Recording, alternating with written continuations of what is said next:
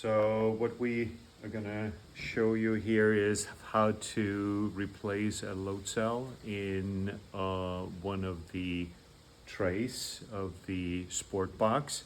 And we will do this on a tray where we also have to remove the holders for the paddles. And this is a key set that is gonna come with the replacement cell. So the first one is we use the small Torx, and this is a Torque 10 to remove the small screws on here. So we do this as such. There's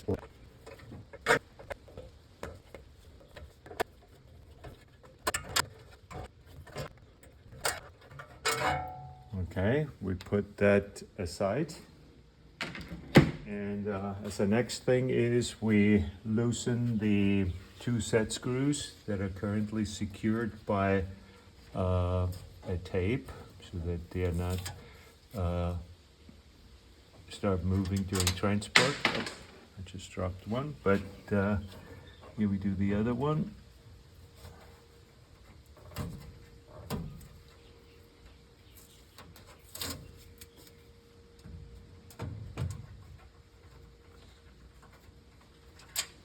Okay, put those aside. And this allows us now to lift the shelf in the front and then support it in the back, lift it up a little bit and move it out just a couple of inches. And with that, we gain access to the cables in the back. And there's two cables. The left one is just a straight connector for the light bar, and the other one is an RJ45 with a depression tab on the bottom.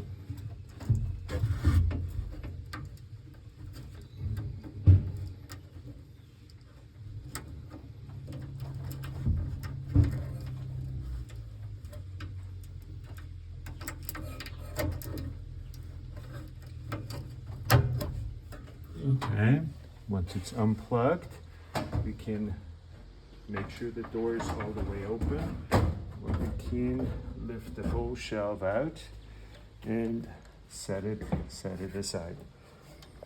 And just as a reference, I show you the two connectors. This was the left one, and it gets inserted with the screws to the top. It's keyed. And the other one is an RJ45 with the depression tab to unlock it and take it out of the board. And just to get a better view, the board looks like this. As I said, the keys are on the top to insert for the LED lighting, and this is the RJ45 connector for the load cells. Next, we choose the T30 from our set here to remove those two screws. It's important to properly insert the Torx, hold it straight, and the initial loosening, just increase the tension and the torque until you feel like that the screw is getting loose. There is a thread lock in there, so it's important to not yank it, but just increase your pressure and torque in order to break that seal. We do the same for the other one, so it's straight insert, and then increase the torque until it comes loose. So now the tray can be lifted off the load cell. So we take it straight up, put it aside, and there is a spacer plate you can take off the load cell. So we put that aside too. And now we have to loosen the two screws for the load cell from the other side. For that, we take the whole tray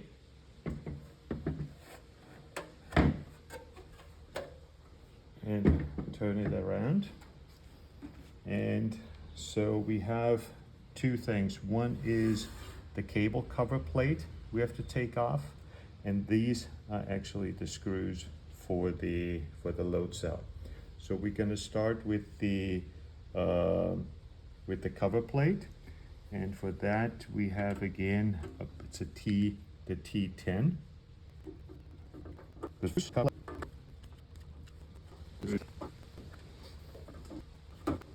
And then take the cover plate, put it aside, and here we have access to the cabling. So now this is the center load cell. We switch again over to the T30, straight, setting in the key, and then increase the torque until it breaks loose.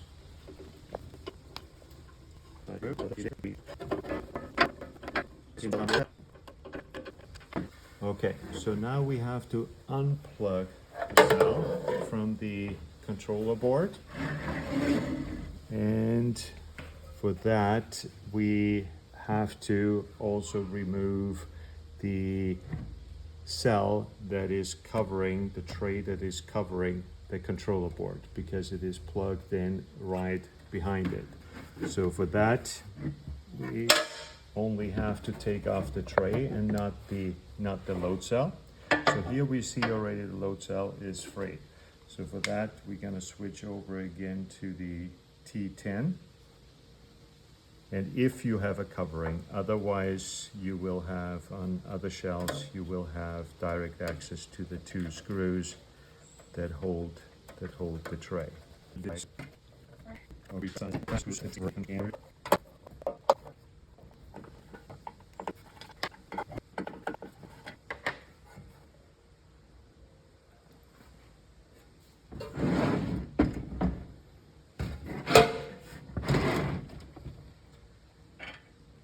Take that away.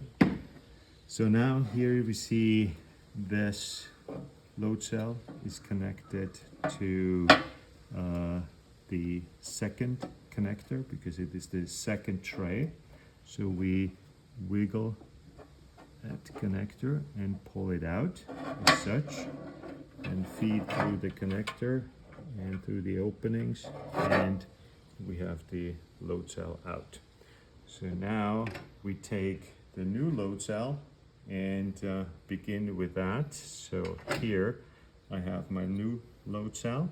You might have a replacement load cell where the cable is a little bit longer. It's not a problem, because we can store it in that compartment on the back side. So what's important is when you look at the load cell, you have an arrow, and the arrow has to point downwards. So when you place the load cell onto the tray, make sure the arrow is pointing down. So we align it, and now start feeding through the connector through the first hole, and then lift it up and feed the connector through the second opening. And then in order to insert it into the board, make sure the keys are to the top. Align them with the connector, and then make sure it's all the way inserted. And that would place the cell in the proper position. And now what we do is we grab one of the screws, of the silver screws, and hold the load cell in place and start screwing it in so that we can adjust the screw and the load cell in order to align the screw with the hole.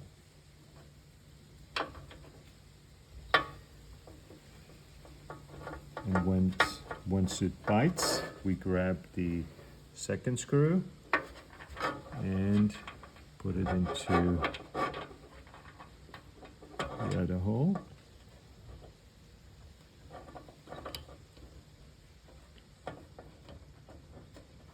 And once we feel that the screws in place. We turn around the tray and start tightening up the screws.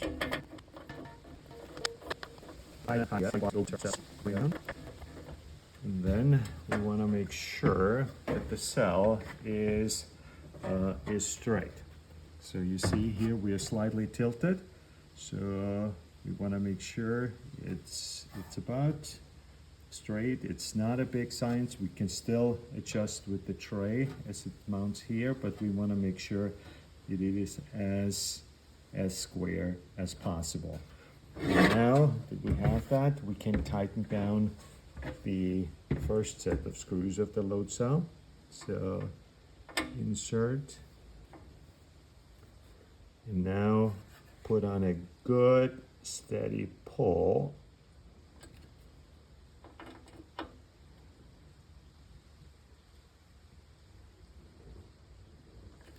Okay, so that it's a really firm pull, not too tight, but a good tight twist.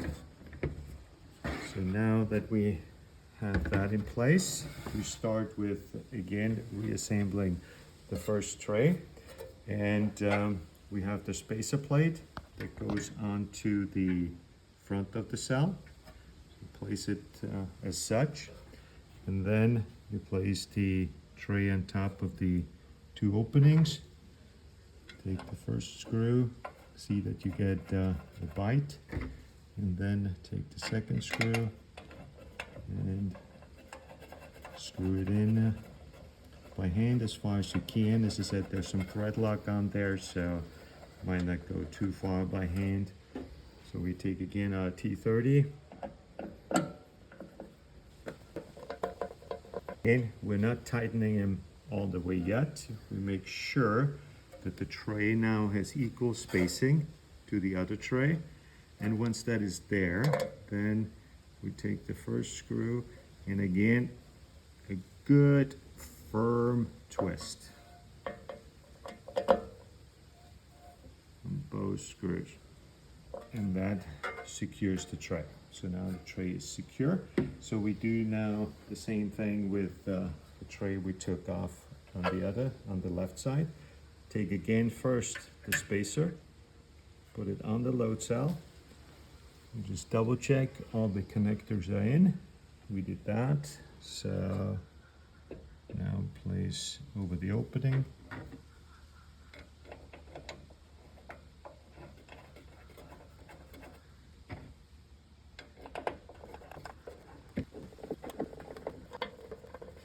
And you see, so I haven't really tightened them. So again, make sure we have equal spacing between the trays.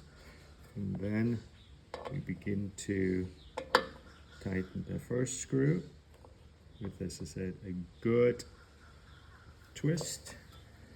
And same thing with the second screw.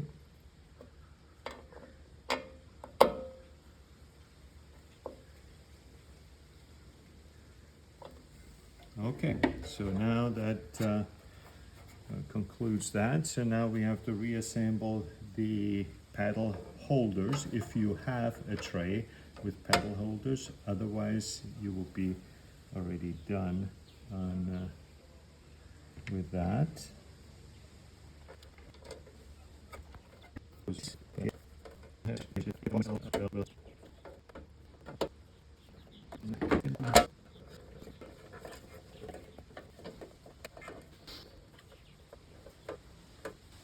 Okay, so that should be it. Then now we have to turn around the shelf. And again, if you have a cell where there was a longer cable included, you can snake it here and then put it down. If it wants to come up, you can tape it down before you put back the cover. So again, set down the cover. And then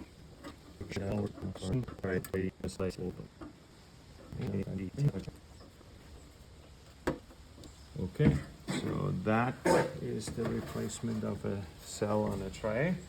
So next is we need to insert it back in. And for that, we sit it down and then make sure the door is all the way open so you don't have any interference here on the left-hand side. And then go back, and now that you know of how to insert the connectors, start with the